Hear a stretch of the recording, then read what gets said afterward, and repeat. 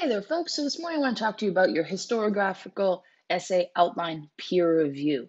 All right, so without further ado, let's get into it. So generally, the purpose of peer review is to help your partners achieve success, right? That's something that we kind of bring into the assignment. Something you might not think about, though, is that it also benefits your understanding of the assignment as well, because it gives you the benefit of seeing other people's perspectives on this assignment. Now, will all those perspectives be 100% correct?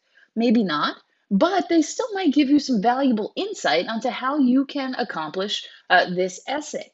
Now, the other reason that it's beneficial to you is because it asks you to think critically about the assignment, right? It asks you about assignment requirements. It asks you about what types of ways you can consider conveying this information to your reader.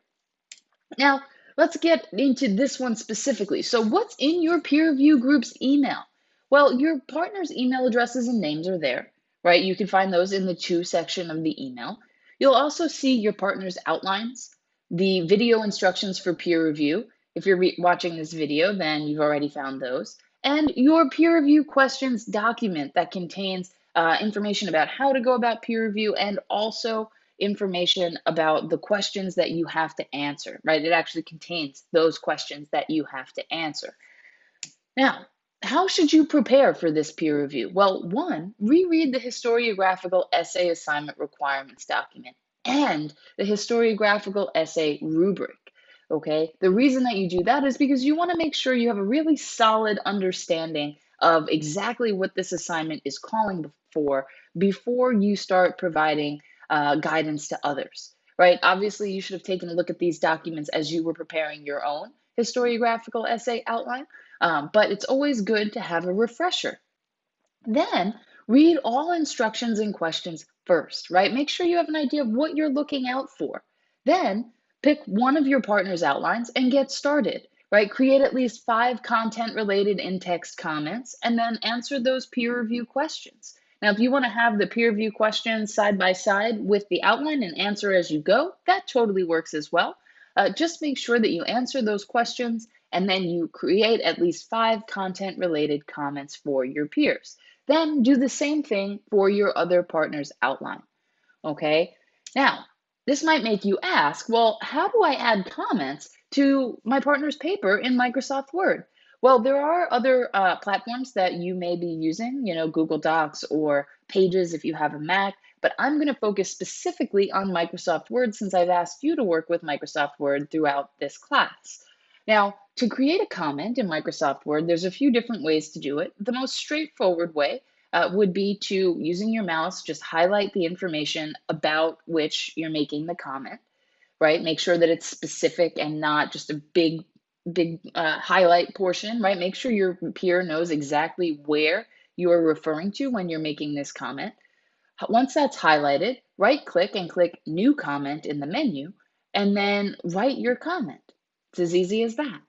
Now, like I said before, make sure that you're being specific about where the comment is referring to, okay? You don't want to highlight an entire paragraph and then make a comment that's related to a specific sentence, because then your peer or your partner, however you want to frame it in your mind, needs to kind of deconstruct their paragraph and figure out, like, okay, well, where is this comment referring to? What particular part of this paragraph do I have to look at, right? Don't make your peer do that extra work. Just go in and highlight what's necessary. Now, it might also make you ask, well, what are content-related comments? We need 5 of them, so it's important to know what they are exactly. Now, content-related comments are going to refer to anything regarding the information that your partner is trying to convey.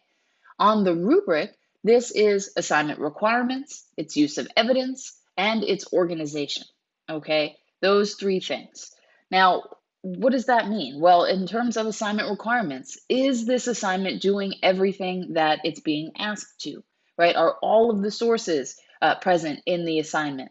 Are all of the, are those interrelated ideas very clear? Are there interrelated ideas, right? So you want to identify those types of things. Use of evidence. Are there in-text citations everywhere that's required?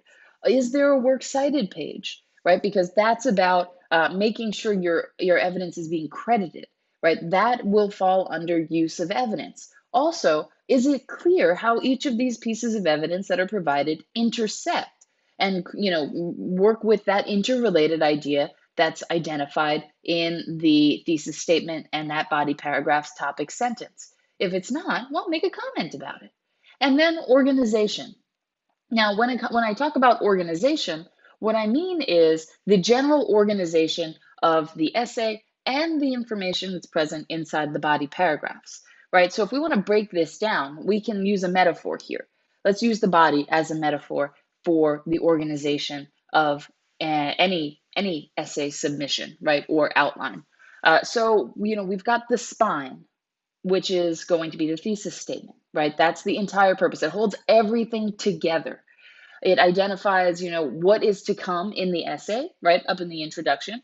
And then you've got your body paragraph topic sentences that relate back to the thesis statement, right? They identify, one, what we're trying to do here, and two, exactly how how it's being done in this body paragraph. So each topic sentence in this assignment should be discussing, which particular scholars the body paragraph is going to discuss and which interrelated idea is going to be discussed in that body paragraph.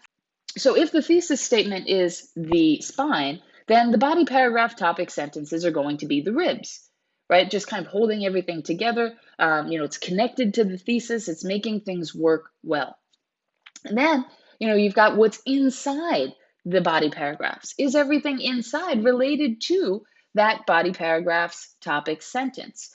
If you want to think about that metaphor again, the information inside the body paragraphs is going to end up being something along the lines of the muscles around the ribs, right? Something that holds it together, reaffirms the structure, and then also helps to kind of develop the information in the topic sentence, and as such, develop the information from the thesis statement. Okay, so, if you want to think about organization in that way, otherwise, you could just think of it as, kind of macro organization, thesis statement and topic sentence, and then micro organization of each individual body paragraph, in which the body paragraph topic sentences are essentially going to be the thesis statement for that body paragraph. Does everything in that body paragraph relate back to that topic sentence, right? So, you can think about it in like an essay structural kind of way, or you can just think about it in terms of, does everything work together, right? Essays are all about relationships. And so you're trying to identify what those relationships are. That is the organization. All right. Now, I want to point out, because a lot of people don't realize this, if you're struggling to make comments about, assignment requirements or use of evidence, organization, just ask questions about what your partner's discussing, right? Questions help your partner think and help your partner move forward and revise for their next assignment. Okay, so asking questions is definitely a beneficial way to go. If you looked at the comments I provided for you in your annotated bibliography, you'll see that I asked some questions. That type of assignment is more tailored to saying, oh, hey, this needs to be developed more for it to be beneficial to you, or this is missing an in-text citation, that sort of thing. But, as you'll see as you write more specific essays, right, you'll see that I'm going to ask you a lot of questions. All right, and I'll ask you questions for this outline as well. So asking questions is a good way to go. Now, there are other types of comments out there, right? You can add other types too, if you'd like, about style and grammar, right? Oh, there should be a comma here. There shouldn't be a comma there. This letter is not capitalized. Those sorts of things are really helpful, but they don't necessarily help your reader revise and expand on the information for this upcoming essay final draft, right? It doesn't help us do that. It's really just pointing out little things that any sort of grammar software can point out, and we don't want to do that, right? If a grammar software can point it out, then it's not content related. It's a one-time fix, good to go, right? So avoid doing that. Also avoid talking about, when I say avoid, I mean avoid talking about it in terms of those 5 content related comments. Like I said, if you want to add extra comments, good for you. I think that'll be really helpful for your peers. But don't count these in as you're going back through as content related if you're focusing on style and grammar, or if you're focusing on MLA formatting. Now, before I said that including in-text citations and works cited page are part of evidence. They totally are. Formatting of in-text citations and formatting of works cited page, not so much. Okay, if you're talking about formatting, that's going to be not a content related comment. If you're talking, like I said before, about grammar, punctuation, mechanics, that sort of thing, not going to be content related. Now, while these comments won't count toward those 5 required in-text comments, they'll still be beneficial to your partner. So if you feel like you want to add them and you have time to, then that would be amazing. I would really appreciate it. Your partner would appreciate it. So add them if you'd like. Now, you've also got that peer review questions document. Inside the peer review questions document, you'll see your peer review questions, surprise. And what you want to do is answer those questions and copy and paste them into the page following your partner's works cited page. Okay, this will be nice for you because one, you'll make sure that your partner does have a works cited page. If they don't, boom, there's a content related comment. But also, it kind of keeps your partner's essay all as one piece, and then you just add the peer review questions at the bottom. Okay, so that will be beneficial to your partner in that way. Now, when you go to submit your peer reviews, there's 3 steps. Okay, one is email those peer reviews to your peers. Okay, please don't CC me on that email. I don't need to see your peer reviews going over email because I have other ways of checking to see that they were done and that they were sent to your peers. So just email your partners their peer reviews, and that's it. Don't include me, just your partners. Also, send a screen or take a screenshot of the sent email that shows, well, it shows the attachment, that shows who it was sent to, and the time and date that the email was sent, right? One, it's basically me just saying, okay, did your partner get this email? Did the right person get this email? And did they get it by the assignment deadline? Okay, those are the things I'm checking with the screenshot. Okay, then upload everything onto Blackboard. You'll have 4 documents to upload onto Blackboard. One will be your peer review for your first partner, then your screenshot of sending your peer review to your first partner, your second partner's peer review, and the screenshot showing that you sent your peer review to your second partner. Okay, make sure all of those are present on Blackboard. Now, another couple of points that I want to point out. I do offer extra credit for peer reviews that go above and beyond the call of the assignment, right? So if you are on a roll, you are giving great comments, you're really being helpful to your peer, you're going well beyond the 5 required in-text comments, the development of your peer review questions, question responses is amazing, and you're really, really offering guidance. I'm going to throw you some extra points for that, right? I'm all about rewarding hard work. So, I'm there for giving you some extra points when you deserve it. All right, now the amount of extra credit points are offered at my discretion, and whether or not they're offered is offered at my discretion. But just know that, I do value hard work and I value effort that you put into things. So if you go above and beyond, you will get some credit for that. Now, also, please do not forget to submit screenshots as proof that your partners have received their peer reviews. Okay, peer review is an assignment that, you help your partner out, your partner helps you out.